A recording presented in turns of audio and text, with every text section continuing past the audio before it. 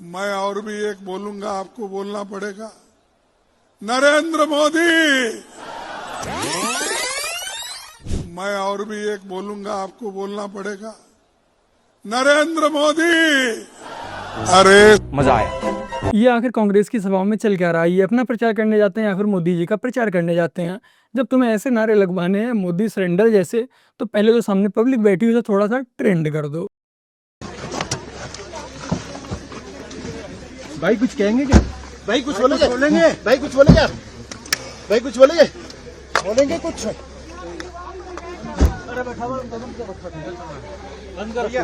भाई कुछ बोलेंगे?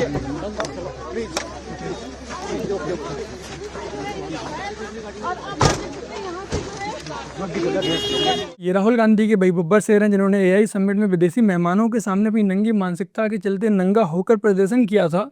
अब ये बेचारे अपना मुंह छिपाए घूम रहे हैं। हाँ, तो ये तो मेरा मजाक उड़ाने के लिए डाला ना। ये लोग तो इनका काम क्या है? इनका काम ही यही है। ये एक उल्लू बनाओ योजना के तहत इन्होंने देश को मूर्ख बना रखा है। अब मेरा नाम आप डाल रहे हो, मेरा पासपोर्ट जब्त किए हुए हो, तो मतलब क्या कहा जाए? इनकी मानसिकता यही है। क्या करोगे आप? अगर इनकी नीयत साफ है तो एक एप्लीकेशन दिलवा दें ईडी से, मेरा पासपोर्ट दिलवा दें। बेचारे संजय सिंह के किसी ने पूरे मजे ले लिए। एक विदेशी डेलीगेशन में संजय सिंह का नाम डाल दिया गया। बाद में पता लगा कि ईडी के जो केस चल रहे हैं उसके चलते जो इनका पासपोर्ट है वो पहले से ही जब्त है। इस समय हमारे देश की जो कांग्रेस है वो ट्रंप को अपना बाप बनाए घूम रही है। जैसे ही ट्रंप टैरिफ बढ़ाता है, मोदी की बुराई करता है, पाकिस्तान की तारीफ करता है, तो बेचारी कांग्रेस पहले से ही खुशी के मारे भौं-भौं करने लगती है। लेकिन इस बार सुनिए कि ट्रंप ने ऐसा क्या कह दिया। The Prime Minister of Pakistan would have died if it were not for my involvement. The Prime Minister of Pakistan would have died. Trump का कहना है कि 3.5 करोड़ लोगों का मानना है कि अगर ट्रंप इस युद्ध के बीच में ना आते तो पाकिस्तान का जो प्रधानमंत्री है उसकी जान चली जाती। वैसे तो ये कांग्रेसी ट्रंप की हर बात को सर माथे पर रखते हैं, लेकिन इस बार इन्होंने ट्रंप के इस बयान पर चुप्पी साध ली है। मैंने बेवकूफ लोग देखा है, बहुत बेवकूफ लोग देखा है, पर कोई भी कांग्रेस की पीआर टीम से क्लोज नहीं आ पाया। They have sent me a text, me जो उनकी 4 दिन से बुराई कर रहा है उसे उन्होंने टेक्स्ट भेजा है कि यार आप थोड़ी बुराई कर दो एआई समझ के कि कितना घटिया मिसमैनेजमेंट था। हाँ जी, मिसमैनेजमेंट तो था, पर वो आपकी तरफ से था, हमारी तरफ से नहीं था। रिसर्च कर लेते थोड़ा, मेरी आईडी में 2-3 वीडियो देख लेते मैम। बट हाँ, research from Congress, I am only dumb that I am expecting it from you all. तो ये पीआर तो चलेगा नहीं आपका। Thank you so much. तो कांग्रेसी एआई समिट को बदनाम करने के लिए इस हद तक उतर आए। और ये कोई 1-2 क्रिएटर की बात नहीं कर रहा हूँ। कांग्रेस की आईटी सेल उसने ना जाने कितने कंटेंट क्रिएटर से ऐसे कांटेक्ट किया है। आगे और भी वीडियो देखिए। आज सुबह मैंने ये मैसेज रिसीव किया कि आप एआई समिट को बदनाम करके एक वीडियो बना दो, हम आपको 25,000 दे देंगे। ये स्ट्रैटेजी है कांग्रेस वालों की, ठीक है? ये कांग्रेस के मेंबर से ही आया है ये मैसेज। तो सोचो, ये लोग ऐसे ही पैसे देकर इन्फ्लुएंसर्स खरीद के प्रोपागेंडा सेट करते हैं और लोगों को उल्लू बनाते हैं। इन्होंने सारी बेशर्मी की हद पार कर दी है। अब ये पैसे उड़ा के नैरेटिव चेंज करवाना चाहते हैं लोगों का। Shameless, like Pappu being Pappu. अब आइए एक और क्रिएटर को सुनते हैं। हद ही हो गई। मैंने गलगोटिया यूनिवर्सिटी को क्रिटिसाइज करके आई समिट पे एक वीडियो क्या बना दिया। मुझे लिटरली ये मैसेज आया और इसके बाद कॉल भी आया है कि क्या आप हमारे लिए एक वीडियो बना सकते हो कांग्रेस पीआर टीम की तरफ से, जिसमें आप मोदी जी को क्रिटिसाइज करो कि मोदी जी ने एआई समिट में पैसा वेस्ट करा है और एआई समिट सिर्फ उनके पीआर के लिए रखा गया। भाई एटलीस्ट उन लोगों को तो मैसेज करते जो तुम्हारे लॉयल चमचे हैं, हम लोगों को क्यों? मतलब ये कांग्रेस वाले सिर्फ गलगोटिया की गलती की वजह से पूरे एआई समिट को ही बदनाम करने का प्रोपेगेंडा चला रहे हैं, जैसे वहां कोई जेन्युइन इनोवेशंस तो थे ही नहीं। ये मैसेज जो आप देख रहे हैं ना ऊपर, वो एक मुझे रैंडम मार्केटिंग डिजिटल कंपनी से आया है। कह रहे हैं कि वो मुझे कितना भी अमाउंट देने के लिए तैयार है। All I have to do is मुझे जो एआई सबमिट हुआ उस चीज को बदनाम करना है कि हमारी बीजेपी गवर्नमेंट ने कुछ नहीं किया और जितना भी ग्लोबल इन्वेस्टर्स ने पैसे डाले हैं वो अडानी और अंबानी के जेब में गए हैं, ना कि गवर्नमेंट को मिली है। ये मेरे इन्फ्लुएंसर अकाउंट वाले पेज पे आया था जिसपे रीच बहुत ज्यादा है। And they were also ready to negotiate कि आप जो मांगोगे हम देंगे, बस आपको ऐसा ऐसा बोल के डालना है। उसमें दिक्कत क्या है? मैंने मना कर दिया। बट ये इनकी स्ट्रैटेजी है। This you guys can see is the strategy what Congress plays. जैसे वो ध्रुव राठे बिक चुका है, ये चाह रहे कि जितने यूथ है वो बिक जाए। दे आर रेडी टू पे। बेटा सरकार ऐसे नहीं चलती, देश ऐसे नहीं चलता। आप हमें पे करके 10 लोगों का माइंड वॉश तो कर दोगे। देश तो चला नहीं पा रहे हो आप, जो एक्चुअली हमारी गवर्नमेंट कर रही है। तो what's the whole point of you being a political party, right? ये तो मैंने यहाँ पर आप लोगों के लिए कुछ ही इन्फ्लुएंसर्स की वीडियो बनाई, ना जाने कितने इन्फ्लुएंसर्स से कांग्रेस ने रीच आउट किया, बट अधिकतर लोगों ने मना ही कर दिया। बट उसके बावजूद भी ना जाने ऐसे कितने क्रिएटर होंगे जिन्होंने रुपए लेकर इस पर वीडियो भी बनाई होंगी। तो कुल मिलाकर बीजेपी के विरोध में, मोदी के विरोध में, ये कांग्रेसी आज देश के विरोध में भी उतर आए हैं। अब आइए देखते हैं कि जेएनयू में जो रोज रोज प्रोटेस्ट होते रहते हैं ये कैसे होते हैं और इतनी भीड़ कहाँ से आती है। क्लास के बीच में आपको क्लास से निकाल दिया जाता है कि चलिए हमारे साथ आप प्रोटेस्ट कीजिए।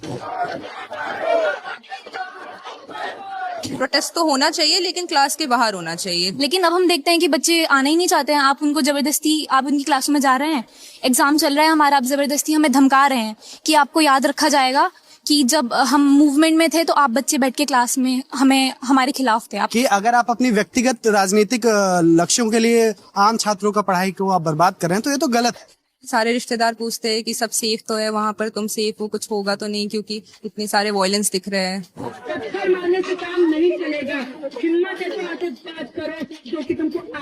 ये एक ऐसी छवि बना देता है जेएनयू की कि जेएनयू में यही चीजें होती है। जेएनयू में मारपीट होती है और जातिवाद होता है और नारे लगाए जाते हैं एंटी नेशनल, जबकि जेएनयू की मेजोरिटी ये नहीं है। हम इससे बिल्कुल सहमत नहीं है। जेएनयू की मेजोरिटी एकेडमिक सेंट्रिक है। हम इस कैंपस के गेट से निकलते हैं तो एक दूसरा भारत होता है हमारे लिए, और हम जब कैंपस के अंदर आते हैं तो हम लड़कियों के लिए एक अलग दुनिया होती है। तो देखा ना आप लोगों ने, ऐसे होते हैं प्रोटेस्ट। जो छात्र अपना धन, मन, समय लगाकर वहाँ पढ़ने जाता है, उन्हें बीच क्लास से जबरदस्ती उठा लिया जाता है प्रोटेस्ट करने के लिए। जो स्टूडेंट है उस प्रोटेस्ट में आना भी नहीं चाहते हैं, बट उसके बावजूद भी उन्हें जबरदस्ती फोर्स किया जाता है।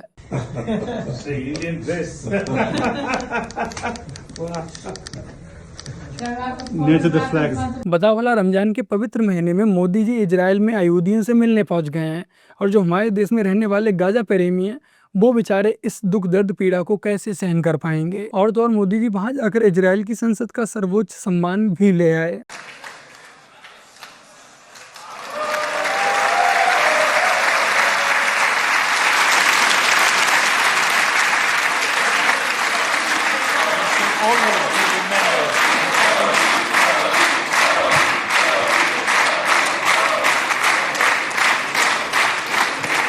पुरस्कार लेने से पहले मोदी जी ने वहाँ की संसद को संबोधित किया, और उसके बाद वहाँ मोदी के नारे लगने लगे और बहुत देर तक तालियां बजती रहीं, और फिर वहाँ मोदी जी के साथ सेल्फी लेने वालों की भीड़ लग जाती है। उन्होंने प्रधानमंत्री नरेंद्र मोदी द्वारा लिखित कविता होप का उदाहरण दिया और बताया कि कैसे भारत और इजराइल के बीच की जो साझेदारी है वो होप पर ही आधारित है। It is the partnership of hope जो आधार है। उन्होंने बहुत ही गर्मजोशी के साथ प्रधानमंत्री नरेंद्र मोदी के लिए कहा, क्नेसेट में आपका स्वागत है। और उसके बाद प्रधानमंत्री, इजराइल के प्रधानमंत्री बेन्यामिन नेतन्याहू ने बहुत ही भावपूर्ण शब्दों के साथ अपने संबोधन का आरंभ किया। नरेंद्र माय फ्रेंड कह के उन्हें संबोधित किया और कहा कि वे दोस्त से आगे बढ़कर भाई की तरह हैं। और उन्होंने प्रधानमंत्री नरेंद्र मोदी को एशिया के शेर कह के भी संबोधित किया। बेचारा राहुल गांधी ये वीडियो देखने के बाद चैन से 2-3 रात तो सो नहीं पाएगा। अब आइए देखते हैं कि हमारे और आपके टैक्स के पैसों को सरकारी अधिकारी, सरकारी बाबू कैसे बर्बाद कर रहे हैं। सौभाग्य की एक बात यह कि सरकारी कंपनियों में पब्लिक का पैसा कहां जाता है ये तो बीएसएनएल के डायरेक्टर साहब के प्रोग्राम से ही साफ हो गया। सरकारी कंपनी है भारत संचार निगम। पिछले 3 महीने में ही 1300 करोड़ का नुकसान हुआ है कंपनी को। 1300 करोड़ का नुकसान क्वार्टर में। ऐसे नुकसान में चल रही कंपनी के डायरेक्टर प्रयागराज घूमने जा रहे थे तो 50 कर्मचारियों की 2 दिन की ड्यूटी लगा दी गई, बाकायदा लिखित में ऑर्डर निकालकर कि बड़े साहब प्रयागराज आ रहे हैं तो नाव की राइड करवाने के लिए लग जाओ, मंदिरों के दर्शन करवाने में लग जाओ, स्नान करेंगे लाट साहब तो तौलिया, साबुन, तेल लाने में लग जाओ, स्नान के लिए कच्चा बनियान लाने की ड्यूटी भी बाकायदा लिखित में लगा दी। नहलाने की लगा देते हैं कि कुछ कर्मचारी साबुन रगड़ कर लगाएंगे साहब को। मजाक चल रहा है क्या? सूट लेकर कोई आएगा, फोटोग्राफी कोई करेगा, गाड़ी का इंतजाम कोई करेगा, कोई गाड़ी में पानी की बोतल की व्यवस्था करेगा, चॉकलेट लेकर आएगा, कोई चिप्स लेकर आएगा। चल क्या रहा है ये ऑर्डर लीक हो गया तो दौरा कैंसिल कर दिया है बीएसएनएल ने। लेकिन ये काम है सरकारी कंपनी का। सरकारी कंपनी के अधिकारी हो गए या राजा साहब हो गए ये हिंदुस्तान के। डोनाल्ड ट्रंप के दौरे की तैयारियां चल रही थी क्या? और कंपनी करोड़ों करोड़ों के नुकसान में चल रही है। प्राइवेट कंपनी ऐसे नुकसान में चल रही होती ना तो डायरेक्टर का खुद तेल निकाल दिया जाता। यहां सरकारी है तो इनके बालों में तेल लगाने के लिए तेल लाने में कर्मचारी लगा देती है कंपनी की। ये ऑर्डर बाहर आ गया तो आपने दौरा कैंसिल कर दिया। लेकिन ऐसा प्रोटोकॉल अगर दफ्तर ने बनाया था तो यानी कि ये सब अय्याशियां चलती होंगी तभी तो बनाया होगा ना, तभी चाहिए होती है ना सरकारी नौकरी। और जिन 50 लोगों की ड्यूटी लगाई वो भी तो सरकारी कंपनी में काम कर रहे हैं ना, नौकर हैं, वो नौकरों की तरह काम कर रहे हैं। ये काम करते हैं वो भारत संचार निगम में, तौलिया कच्चे बनियान ला रहे हैं अफसरों के। तो इसलिए बीएसएनएल की ऐसी खस्ता हालत हो रखी है। जो पैसा कंपनी की ग्रोथ में लगाना चाहिए उससे जो सरकारी बाबू हैं वो अपना कच्चा बनियान मंगा रहे हैं। और कल को जब सरकारी बीएसएनएल को किसी भी प्राइवेट कंपनी के हाथों में बेच देगी तब यही लोग सबसे पहले रोना धोना शुरू करेंगे कि सरकार सब कुछ प्राइवेट कर रही है, लेकिन खुद को नहीं सुधारना है, सरकारी बाबू बन के हराम की खानी है। मेरा नाम कशिश है, मेरे पिता का नाम जसवीर है। मैं ग्राम संगाखेड़ा, कस्बा गंगो, जिला सहारनपुर की निवासी हूँ। मैं एक मुस्लिम लड़का जिसका नाम आजम है, उसको 1.5 साल से जानती हूँ और 1 साल से उसके साथ रिलेशनशिप में हूँ। मैं इसके साथ हमेशा रहना चाहती हूँ। ये बात जब मैंने अपने घर वालों को बताई तो उन्होंने मुझे टॉर्चर करा, और जब मैंने बताया सबको कि मुझे इनके साथ रह रहा हूँ, उन्होंने मुझे बहुत ज्यादा टॉर्चर करा। ये भी कहा कि हम उसको मार देंगे, उसको छोड़ दो, और मैं इसे छोड़ना नहीं चाहती, मुझे इसी के साथ रहना है क्योंकि मैं बालिग हूँ, 18 साल प्लस हूँ, इसलिए मैं अपना डिसीजन खुद ले सकती हूँ।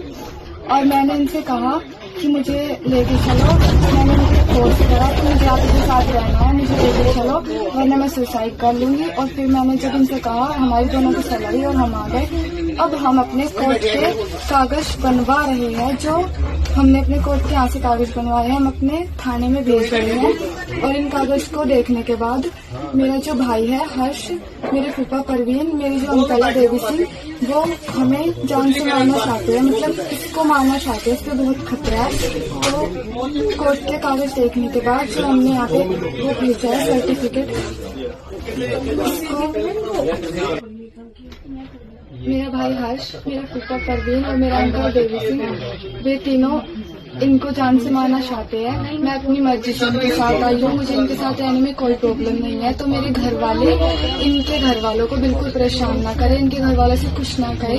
और जो ये हमने थाने में भेजा है उसके बाबत पुलिस भी इनका कोई साथ न दे, और हमें उनसे खतरा है तो हमारी साइड उनके खिलाफ एक्शन। परिवार ने पढ़ाया लिखाया, स्कूल के बाद ग्रेजुएशन कराया, जीने के लिए हर सुख सुविधा दी। आज मोहम्मद आजम के लिए सहारनपुर की वही हिंदू लड़की कशिश कह रही है कि मुझे मेरे माँ बाप से खतरा है। तो बस मेरे प्यारा ही बनो, आज की अपनी इस वीडियो में इतना ही। वीडियो को लाइक शेयर कमेंट और अपने चैनल को सब्सक्राइब ऐसे कर लीजिएगा। चलिए फिर मिलते हैं एक और नई वीडियो के साथ, तब तक के लिए जय हिंद, वंदे मातरम, जय श्री राम। उसके ऊपर रंग न डाला जाए। इसके बारे में हम ये कहेंगे कि जो होली न खेले वो घर से ही न निकले, क्योंकि होली मस्ती का त्योहार है। वो नहीं देखता कौन हिंदू है, कौन मुसलमान है, कौन ईसाई है, कौन सिख है, कुछ नहीं देखता। बस वो देखता है होली है, हमारा भाई है, हम इसके ऊपर रंग डालेंगे, ठीक। फिर वही एक ही चीज बोलता है, होली में रंग डालते समय उसके जब मुंह से सब एक ही शब्द निकलता है, बुरा न मानो होली है, ठीक है। और फिर शाम को सब गुजिया खाते हैं, गले मिलते हैं, सब खत्म, ठीक है। तो उस समय हमारी यही कोशिश होगी कि जिसको होली न खेलना हो, जिसको रंग से परहेज हो, जो वो घर से न निकले, घर ही में रहे।